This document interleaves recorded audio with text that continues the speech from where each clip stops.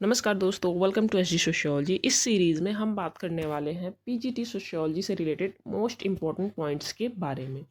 इस वीडियो में हम उन्हीं पॉइंट्स को डिस्कस करेंगे जो बहुत ज़्यादा एग्ज़ाम्स में आए हुए हैं या जिनसे बहुत ज़्यादा क्वेश्चन पूछे जा सकते हैं। कुछ क्वेश्चन फैक्ट बेस्ड होंगे, कुछ क्वेश्चन एक्सप्लेन करने वाले होंगे। तो चलिए शुरू करते हैं आज का हमारा ये वीडियो। तो आज हम पहले बात कर लेते हैं कुछ इंपॉर्टेंट बुक्स के बारे में, फिर हम और क्वेश्चंस को देखेंगे।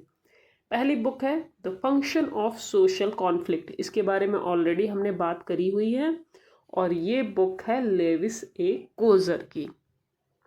सेकंड बुक है द हिंदू जजमानी सिस्टम। इसके बारे में भी हमने बात करी है कि द हिंदू जजमानी सिस्टम बुक में ही WH वाइजर ने ग्रामीण इलाकों का या भारत के ग्रामीण क्षेत्र में जो जजमानी सिस्टम है उस पर अध्ययन किया था। नेक्स्ट बुक है अर्बनाइजेशन एंड फैमिली चेंज। ये लिखी हुई है माधव सदाशिव गोरे द्वारा। नेक्स्ट बुक का नाम है the position of women in Hindu civilisation. भारतीय सभ्यता में महिलाओं की स्थिति। इस बुक को लिखा है अनंत S अल्तेकर ने, जहाँ पे उन्होंने हिंदू सभ्यता में महिलाओं की स्थिति के बारे में वर्णन किया है। अगली बुक है सोशल चेंज, जो 1922 में आई थी। इसे लिखा था ऑकबर्न ने। और दूसरी बुक जिसका नाम थोड़ा सा सिमिलर है, social change but in modern India, ये लिखी थी MN श्रीनिवासन ने।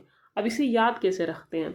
सोशल का ओ आप ले लो और ऑकबर्न का ओ ले लो। तो सोशल चेंज जो 1922 में है वो लिखी है ऑकबर्न ने, बट जब दूसरी book social change in modern India की बात आएगी तो वो लिखा है MN श्रीनिवासन ने। इसे याद कैसे रखना है? आपको मॉडर्न का M रखना है और इंडिया का N रखना है। फर्स्ट M है तो M और इंडिया में N सेकंड पे है तो N। MN श्रीनिवासन ने कौन सी बुक लिखी है? Social change in modern India. अब देख लेते हैं अगले क्वेश्चन को। प्रघटना शास्त्र, फिनोमेनोलॉजी, किससे संबंधित है? जब हम बात करते हैं प्रघटना शास्त्र की तो वहाँ पे फिनोमेना यानी घटनाएं जो दैनिक जीवन में, दैनिक सामाजिक जीवन में घटित होती हैं उनके बारे में बात होती है। तो फिनोमेनोलॉजी दैनिक सामाजिक जीवन से संबंधित सिद्धांत है। नेक्स्ट क्वेश्चन की बात करते हैं। किसने सामाजिक परिवर्तन की सामाजिक सांस्कृतिक गत्यात्मक का सिद्धांत प्रस्तुत किया था? तो वो आंसर है सोरोकिन। और सोरोकिन ने अपना ये सिद्धांत अपनी famous book social and cultural dynamics में दिया था। अगले क्वेश्चन की बात करें, परिवार तथा नातेदारी का क्षेत्रीय अध्ययन किसने किया था? तो वो किया था इरावती कार्वे ने। नेक्स्ट क्वेश्चन की बात अगर हम करें, कोटेशन है, समिति सदस्यता इंगित करती है और संस्था सेवा की विधि या साधन को इंगित करता है। इसका आंसर है मैकइवर एंड पेज।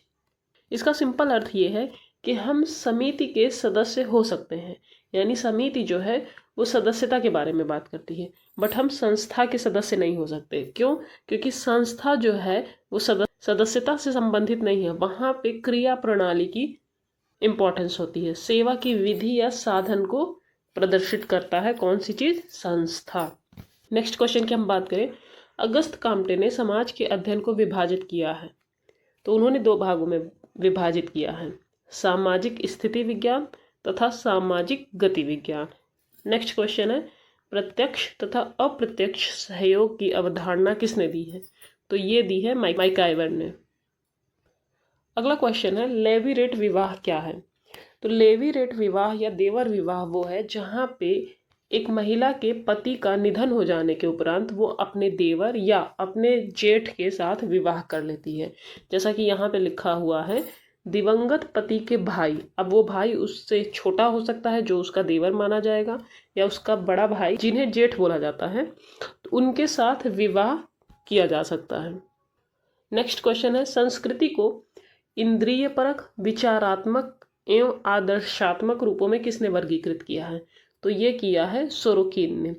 जैसा कि पिछले क्वेश्चन में हमने बात करी थी, सामाजिक सांस्कृतिक गत्यात्मक सिद्धांत सोशल कल्चरल डायनामिक्स बुक में सोरोकिन ने ही दिया था। वहाँ पे उन्होंने संस्कृति को 3 भागों में वर्गीकृत किया था। कौन कौन से नाम है? इंद्रिय परक, विचारात्मक और आदर्शात्मक। इनका मानना था समाज या संस्कृति में जो भी परिवर्तन हुए हैं वो ना रेखीय हुए हैं न चक्रीय हुए हैं, बल्कि वो उतार चढ़ाव के रूप में हुए हैं। नेक्स्ट क्वेश्चन है, बोस्टल स्कूल का जनक कौन था? तो आंसर है एल्विन रेंगल्स ब्राइस। नेक्स्ट क्वेश्चन है, आदिवासी बोलियों के लिए देवनागरी लिपि के उपयोग का परामर्श किसने दिया था? तो आंसर है वेरियर एल्विन। क्वेश्चन देखो, आदिवासी बोलियां, आदिवासियों के बारे में कौन बात करता है? Verrier Elwin. पिछले वीडियो में हमने डिस्कस किया था कि आदिवासी संस्कृति, उनकी सभ्यता, उनकी भाषा, उनकी वेशभूषा, कुल मिला जुला के ट्राइबल कल्चर के सपोर्ट में सबसे ज़्यादा अगर किसी ने बात करी थी तो वो थे वेरियर एल्विन। इनका मानना था कि ट्राइब्स को आप मुख्य धारा से मत जोड़ो, वो उनकी जो विशिष्ट संस्कृति है, उनका रहन सहन, खान पान, वेशभूषा, प्रकृति के साथ उनका संबंध, उनको उनके साथ ही रहने दो। उनको ज़रूरत नहीं है आपको मुख्य धारा से मिला के उनकी भी जो विशिष्ट संस्कृति है उसके संरक्षण में हानि पहुंचाने की। नेक्स्ट क्वेश्चन की अगर हम बात करें, जब किसी समाज में आधुनिक मूल्यों का प्रवेश होता है तब हम उसे आधुनिकीकरण कहते हैं। ये कोटेशन है योगेंद्र सिंह की। इनका मानना था कि आधुनिकीकरण का तात्पर्य केवल फैशनेबल कपड़े या खाने पीने से नहीं होता है। आधुनिकीकरण का तात्पर्य है आधुनिक मूल्यों का समाज में प्रवेश होने से है। अब आधुनिक मूल्य क्या है? वैज्ञानिक विचारधारा हो, तार्किक विचारधारा हो, मानवता हो, प्रौद्योगिक प्रविधियों को सपोर्ट करो। मीन्स केवल कपड़े पहन लेने से या फैशनेबल हो जाने से या खान पान अपना लेने से ही हम उसे आधुनिकीकरण नहीं कह सकते। आधुनिकीकरण के लिए आधुनिक मूल्यों का प्रवेश होना जरूरी है। नेक्स्ट क्वेश्चन है, भारतीय दंड संहिता के किस धारा के अंतर्गत पत्नी पति के दुर्व्यवहार की शिकायत कर सकती है? तो उसका आंसर है आईपीसी के सेक्शन 498A के तहत।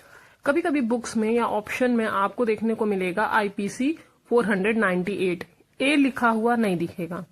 तो अगर ए लिखा हुआ नहीं है तो 498 को भी आप टिक कर सकते हो, वो सही आंसर माना जाएगा। अगर ऑप्शन में 498 ए नहीं है तो वैसे 498 ए और 498 इन दोनों में थोड़ा सा अंतर है। जब हम बात करते हैं आईपीसी 498 ही, तो वहां पे क्या होता है कि एक मैरिड वुमन को, शादीशुदा महिला को बहला फुसलाकर ले जाना जिससे कि उनके साथ अवैध संबंध स्थापित किया जाए, इस तरह का क्राइम आता है। लेकिन जब हम बात करते हैं 498A की, तो वो बात करता है घरेलू हिंसा या दहेज उत्पीड़न के बारे में। यानी शादी के बाद अगर किसी लड़की को उसके ससुराल में दहेज के लिए या शारीरिक मानसिक किसी भी प्रकार के उत्पीड़न का शिकार होना पड़ रहा है तो वो आईपीसी 498A के तहत शिकायत दर्ज कर सकती है। तो अगर ऑप्शन में ए है तो आप ए वाला टिक करोगे, नहीं है तो आप आईपीसी 498 के साथ भी जा सकते हो।